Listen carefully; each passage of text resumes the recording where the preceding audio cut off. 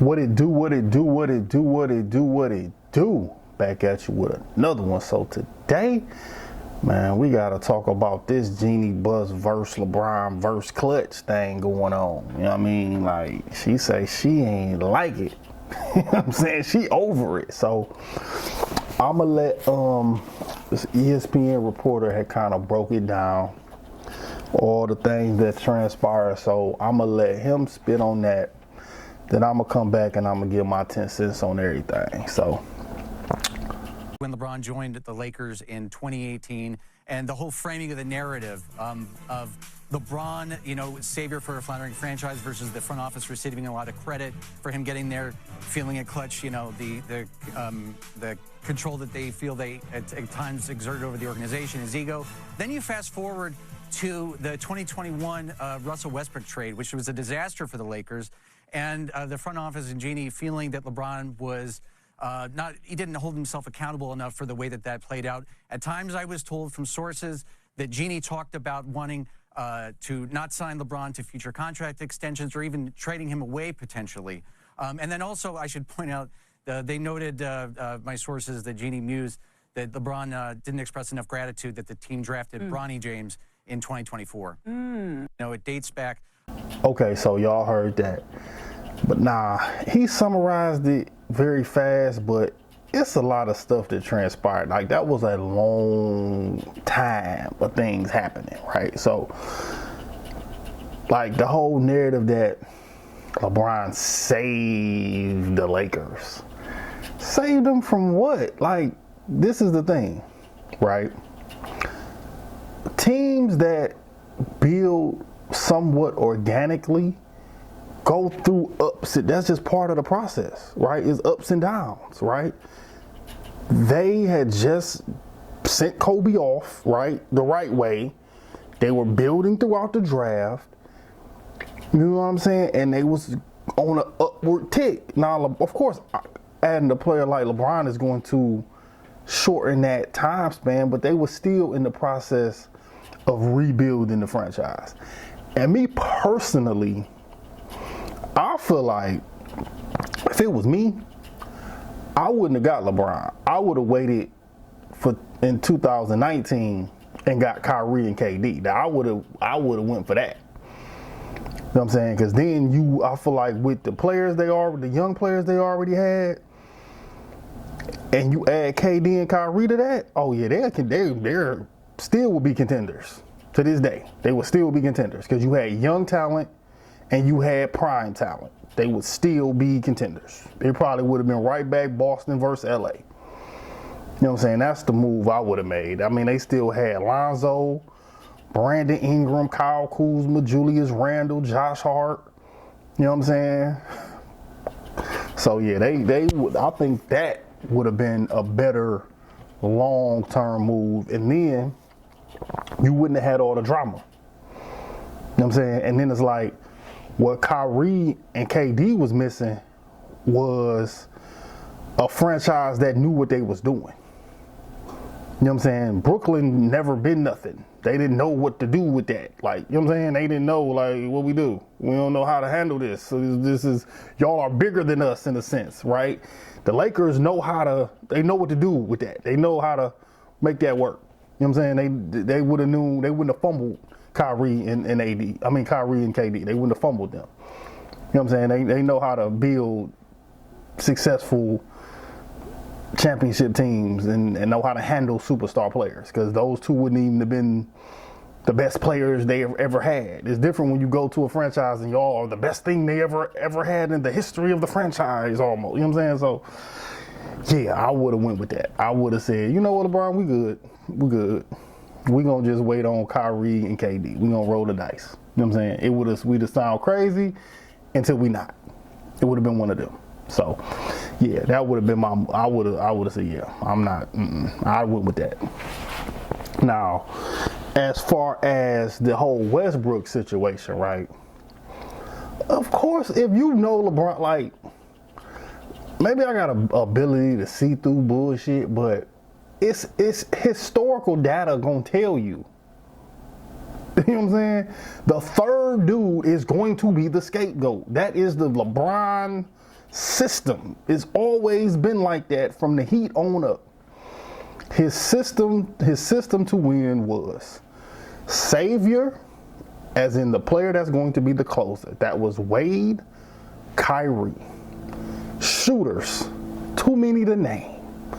Scapegoat, Chris Bosh, Kevin Love. So when you already had AD and LeBron, if you get a third, he's going to be the scapegoat if the team's not successful. That is how it works. That's why you get 3. You know what I'm saying? Because you gotta have somebody to blame. That's how it goes. So I knew that wasn't gonna work, because you got 2 players that do similar things. It's kind of like why LeBron got to get off the ball with Luka, because they do similar things. You know what I'm saying? When you got Westbrook, is not an off the ball player like that. He need the ball in his hands. LeBron need the ball in his hands. They can't neither one of them shoot, which is really the biggest thing. They couldn't shoot. You know what I'm saying? And that was really the biggest issue, is not being able to space the floor when you off the ball. You know what I'm saying? So, yeah, I knew that. Come on now, that's not even, I don't even know why they didn't know that. And you gotta you can't, with LeBron, you can't believe the hype.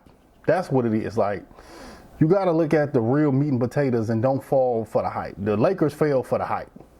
They really thought he was that until they found out he's not.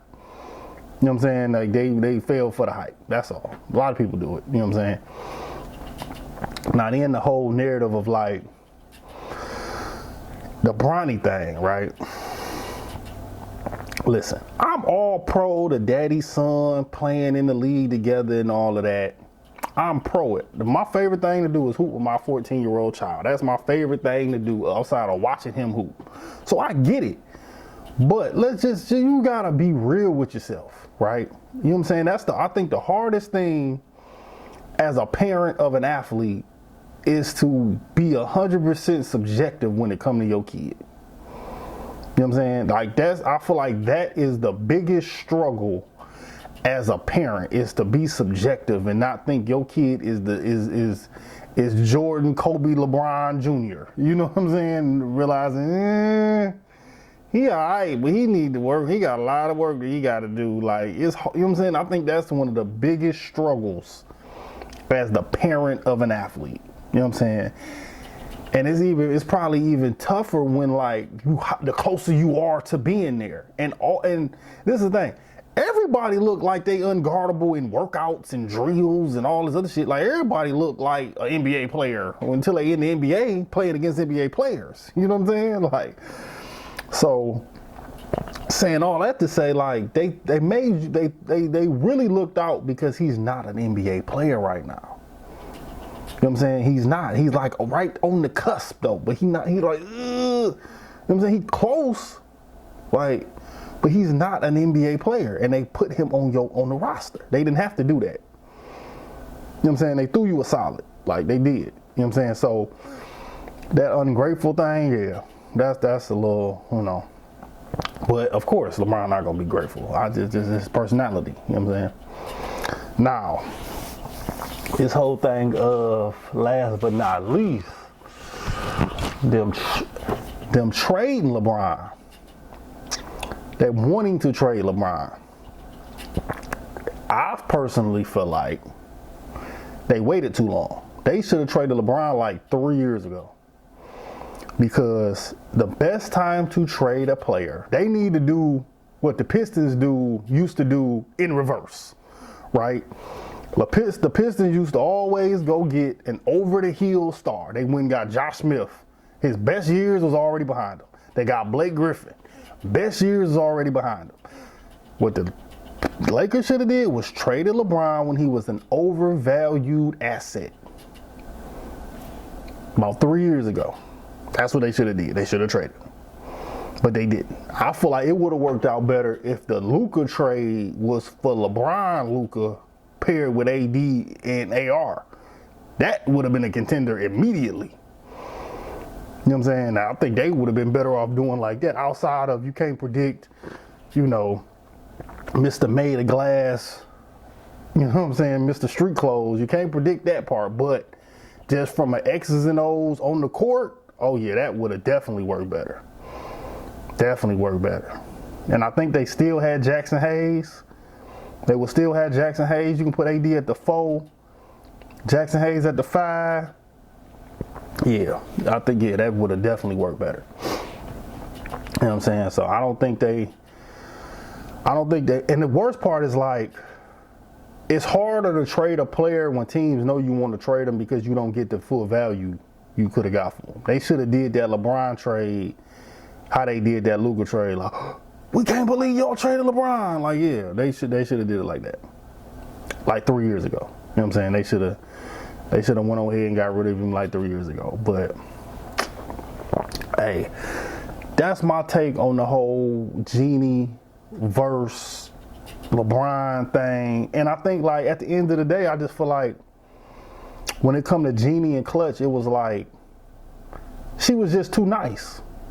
That's all. She was too nice. She allowed them to do their thing a little too, you know what I'm saying? She gave them the keys to the car a little too soon. And they didn't realize they was driving it like they was on GTA. That's all. You know what I'm saying? And it wasn't necessarily what was best for the team. It was what is best to make LeBron appear to look away. You know what I'm saying? So, and there's gonna be no accountability when it don't work. Like, we're gonna do all this, everything we want to do, but then when it don't work, it ain't our fault. So I mean, they didn't ran that jug. The only person that didn't let them get that off was Pat Riley wasn't going for it, and that's crazy. Was the one scenario that he couldn't control was the scenario he was the most successful in. You know what I'm saying? That's the one scenario he didn't have control, was the scenario he was the most successful in. So sometimes your biggest problem is you get your way. So I'm gonna leave it at that. Like, comment, subscribe. See y'all on the next one. Peace.